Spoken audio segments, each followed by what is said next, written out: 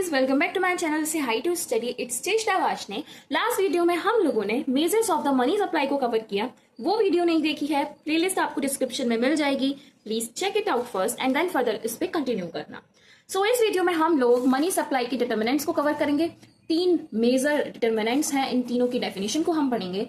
So without any further due let us begin with the determinants of money supply.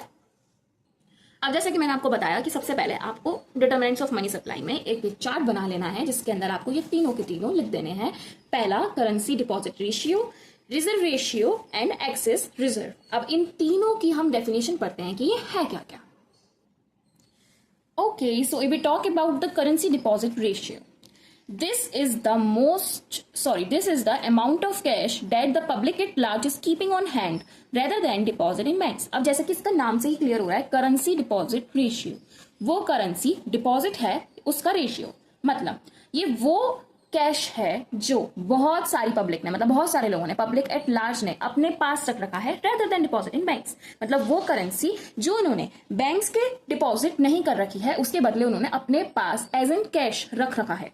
जैसे अगर कोई भी एक कंट्री है, और कंट्री जैसे हम इंडिया ही ले लेते हैं, ठीक है, हमने इंडिया ले लिया, और इंडिया में पब्लिक एट लार्ज सपोज करो लगभग हम अंदाजा लगा लेते हैं कि 10 crore in cash public at large ने अपने पास रख रखा है rather than depositing it in an bank. तो ये हो जाएगा हमारा करेंसी डिपॉजिट रेशियो, जो उन्होंने बैंक में डिपॉजिट ना कर अपने पास एज एन कैश रखा है। ठीक, अब रिजर्व रेशियो क्या हो जाएगा? This is the amount of cash that the federal reserve requires a bank to keep in its vaults to satisfy all potential withdrawals by its customers even in the event of run on the banks. ये वो reserve ratio है, मतलब जिसको एक bank अपने पास as an reserve रखती है। मतलब फेडरल रिजर्व जो कि हर एक बैंक को कंपलसरी होता है अपने पास रखना। अब उसकी एक पर्टिकुलर परसेंटेज होती है कि आपके पास अगर टोटल इतना पैसा है तो आप उसका इतना परसेंट एज एन रिजर्व अपने पास रखोगे, ताकि आप लोग अपने कस्टमर्स की पोटेंशियल विड्रॉल्स को सेटिस्फाई कर सको।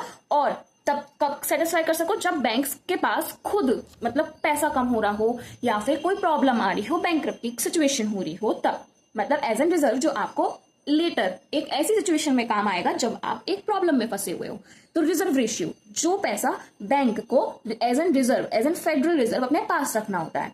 और करेंसी डिपॉजिट रेशियो वो पैसा जो पब्लिक ने डिपॉजिट ना कर अपने पास इन कैश रख रखा है। आई होप दोनों आपको क्लियर हुए। अब last but not the least, excess reserve. Excess reserve मतलब the amount of money that the banks have available to lend out to business and individuals. वो अमाउंट ऑफ मनी जो banks के पास available है for the individuals और business के लिए land करने के लिए। अब एक्सेस रिजर्व इसके नाम से ही क्लियर हो रहा है कि जो बैंक के पास एज एन एक्सेस रिजर्व है, मतलब उनके पास एक्स्ट्रा मनी है जो वो लैंड कर सकते हैं। अब लैंड किसको करेंगे? इंडिविजुअल्स को करेंगे या फिर बिजनेस फर्म्स को करेंगे। जो भी उनके पास मतलब बोरो करने आ रहा है वो उसको लैंड कर देंगे। तो एक्सेस रिजर्व कौन सा रिजर्व हो गया? वो मनी जो एक बैंक अपने पास रखती है फॉर लैंडिंग, क्योंकि उनके पास वो उतना पैसा एक्सेस में है। ठीक, उससे पहले हमने पढ़ा रिजर्व रेशियो, वो मनी जो हर एक बैंक को एज एन फेडरल रिजर्व अपने पास रखना कंपलसरी है, ताकि वो लोग अपने कस्टमर्स की पोटेंशियल विड्रॉल्स को सेटिस्फाई कर पाए at the time of the run on the bank. और करेंसी डिपॉजिट रेशियो वो मनी जो पब्लिक एट लार्ज डिपॉजिट ना कर अपने पास एज कैश रख रही है। ठीक, ये 3 डिटर्मिनेंट्स थे मनी सप्लाई के, सिर्फ यही तीनों हैं। आई होप आपको तीनों समझ में आए। अगर स्टिल किसी में भी कंफ्यूजन है, यू कैन कमेंट डाउन, मैं ट्राई करूंगी कि क्लियर कर सकूं। एंड नेक्स्ट वीडियो में हम लोग पढ़ेंगे effect of money supply on the economy, कि इकोनॉमी पर मनी सप्लाई का क्या इफेक्ट पड़ता है।